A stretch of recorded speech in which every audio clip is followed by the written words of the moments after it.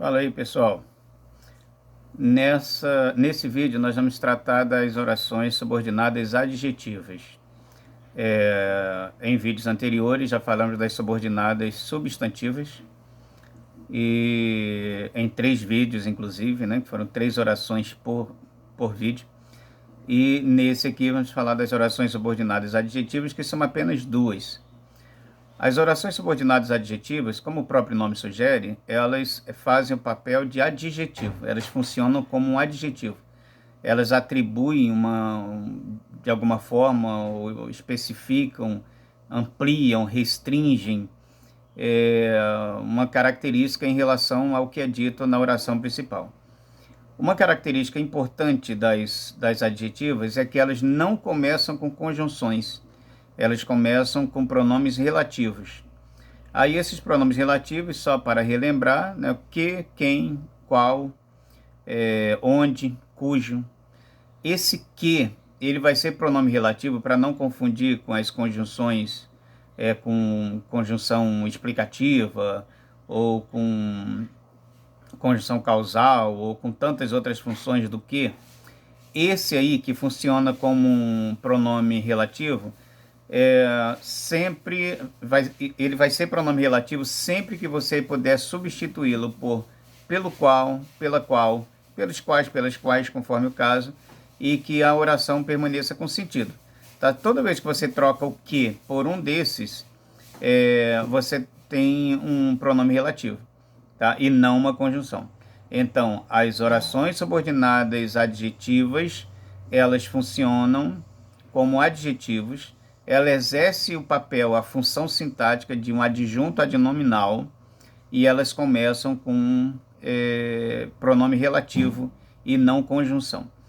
Outra particularidade é que ela pode aparecer no meio da oração principal. Ela pode vir intercalada.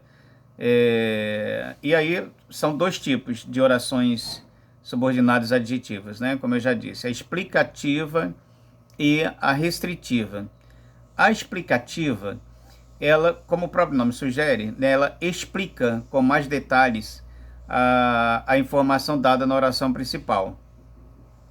Amplia o sentido, né, dessa informação dada na oração principal, e sempre será separada por vírgula ou isolada por vírgula. Essa oração explicativa, ela também me traz a ideia do todo. Já vai ficar bem claro essa coisa do todo e da parte. Porque a explicativa, ela me traz uma ideia do todo, e a restritiva, como o próprio nome sugere, restringe, ela traz a ideia da parte. Mas vamos deixar isso para o finalzinho. Vamos lá. Vamos aos exemplos, então, da explicativa. Ela também funciona como um aposto, ou seja, que explica um termo anterior. Renato Russo, que era integrante do grupo Legião Urbana, morreu bastante jovem. A oração principal aqui é: Renato Russo morreu bastante jovem.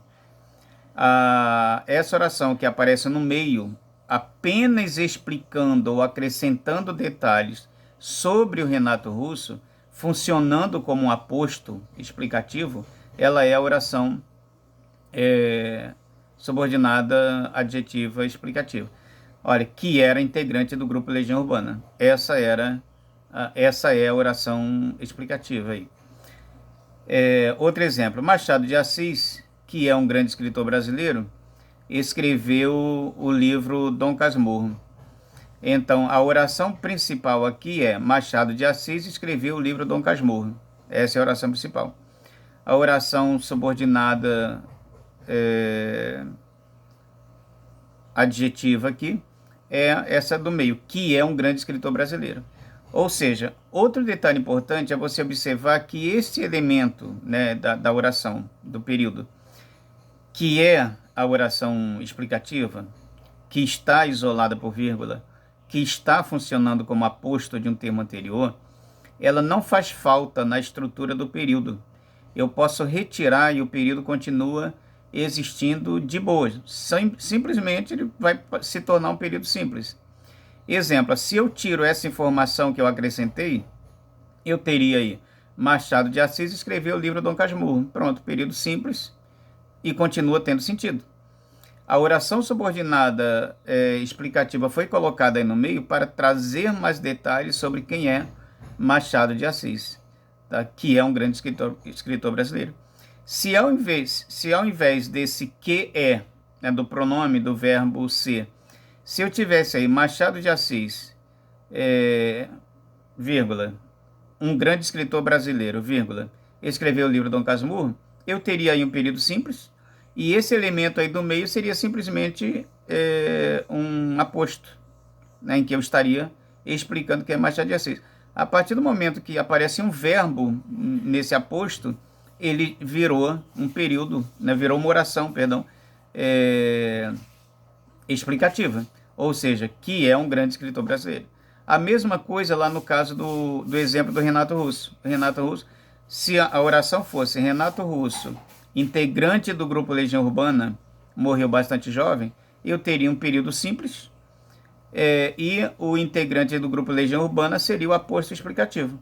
Né? Mas como eu acrescentei o pronome relativo e eu acrescentei o verbo ser, então por conta do verbo ser, o que era apenas um aposto se tornou uma oração, porque a oração é aquele enunciado que se organiza em torno de um verbo. Então eu tenho aí agora duas orações e o período se tornou composto. Nossa casa de praia, que ficou fechada por muito tempo, será alugada para a temporada.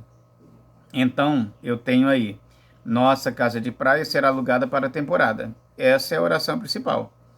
E que ficou fechada por muito tempo, a oração subordinada adjetiva explicativa, funcionando como aposto, né, que está dando maiores detalhes sobre a nossa casa de praia. Se o período fosse nossa casa de praia fechada por muito tempo será alugada para a temporada, eu teria uma outra estrutura, eu teria um aposto explicativo. Tá?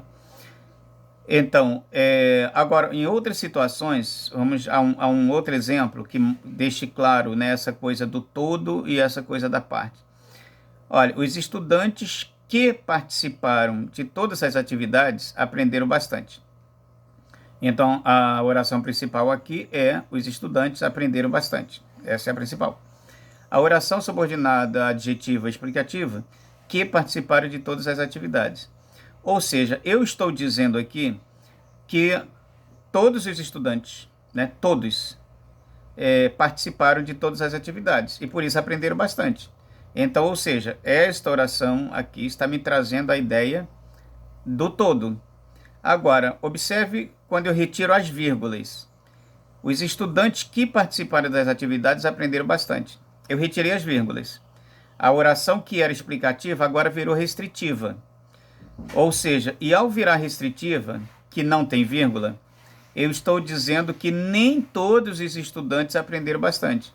Eu estou dizendo que apenas os que participaram das atividades aprenderam bastante. Essa é a diferença da restritiva para a explicativa. A explicativa sempre terá vírgula e vai ou ampliar, acrescentar detalhes sobre um elemento da oração principal, e vai estar isolada por vírgula e vai estar funcionando como aposto, ou vai estar ampliando o sentido, né, mostrando que é o todo, como nesse caso, os estudantes que participaram de todas as atividades aprenderam bastante, ou seja, todos os estudantes aprenderam bastante porque participaram de todas as atividades. Retirei a vírgula, o sentido muda. Então, as orações restritivas são aquelas que limitam ou resumem o sentido da oração principal. Não são separados por vírgulas e também pode aparecer no meio da oração principal. Isso não muda. Então, a diferença física da oração explicativa para a oração restritiva, a diferença física visível, é a presença ou não de vírgula. Tem vírgula, é a oração explicativa. Não tem vírgula, é a oração restritiva. Quando a gente vai fazer um texto, né, quando a gente vai criar uma redação, é muito importante a gente saber onde vamos colocar as vírgulas. É muito importante a gente compreender essa questão das orações restritivas, por exemplo, porque vão nos ajudar pra caramba na organização do nosso pensamento. Um pensamento não pontuado, você pode ter uma ideia maravilhosa na cabeça, mas se ao passar isso para o papel você não souber pontuar, a desgraça vai ser grande. Então você terá perdido toda a sua ideia maravilhosa por conta de pontuação. Sem pontuação, ninguém verá o reino dos céus.